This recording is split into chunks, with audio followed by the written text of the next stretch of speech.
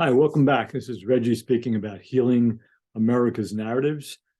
Subtitle of the book is The Feminine, the Masculine, and Our Collective National Shadow. I'm going to move slightly away from the typical brief video where I speak about an aspect of the book.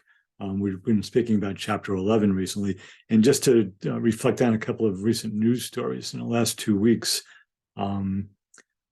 There was a shooting in Alabama, Dadeville, Alabama, where at a Sweet 16 birthday party, 4 high school students were killed and another 28 were injured when 3 people with guns, 2 teenagers and a 20-year-old, opened up firing at the party.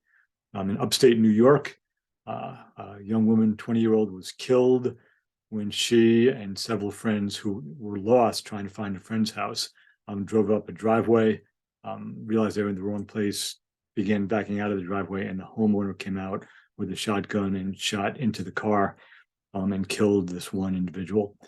And then in Kansas City, Missouri, a young man, 16-year-old, was going to pick up his siblings at a friend's house, and he had the address incorrect. He went up and rang the doorbell at a house, and an 84-year-old man came to the door with a gun and shot him. Now, the 16-year-old survived in Kansas City. The 20-year-old in upstate New York died, and again, 4 people died in Dadeville, Alabama.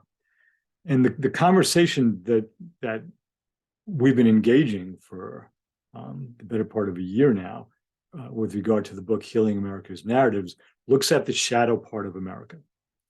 That part of America that we deny, that we try to turn away from, that we make believe isn't there. And the specific elements of that shadow that we've been speaking about include violence. The 9 elements are ignorance, arrogance, fear, bigotry, violence, greed, excess, bullying, and untrustworthiness.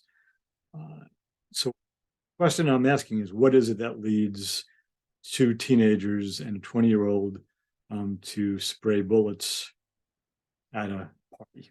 We don't know.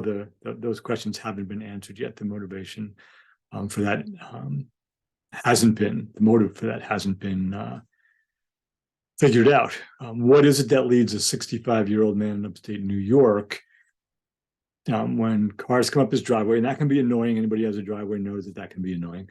He had a very long driveway, but what is it that leads somebody who sees cars coming up the driveway and then sees them leaving, they didn't even get out of the car, that leads him to think that shooting a shotgun is the appropriate action? And what is it that would lead an 84-year-old man to be greeted at the door by a stranger?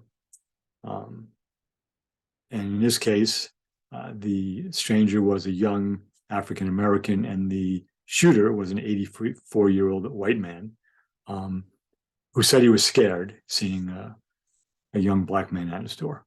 What is it that leads anyone in each of those situations to think that shooting a gun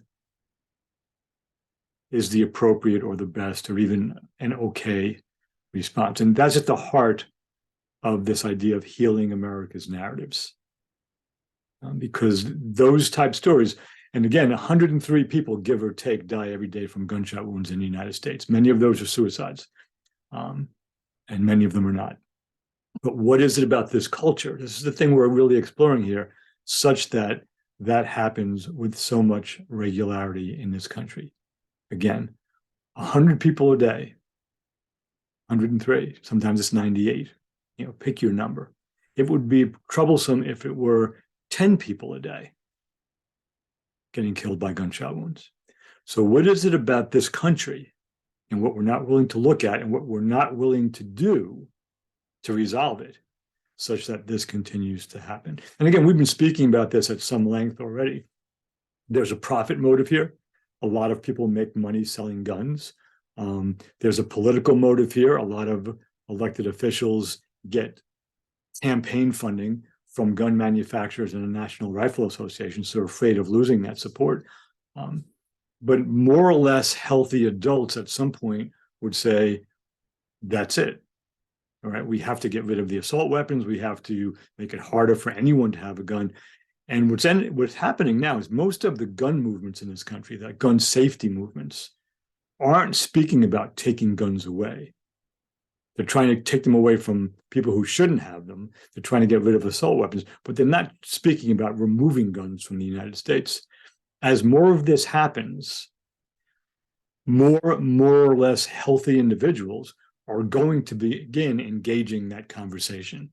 Obviously, we're not willing to legislate saner gun safety laws. So maybe we begin moving toward taking them away. Now, I personally don't think that that's ever going to happen in the United States.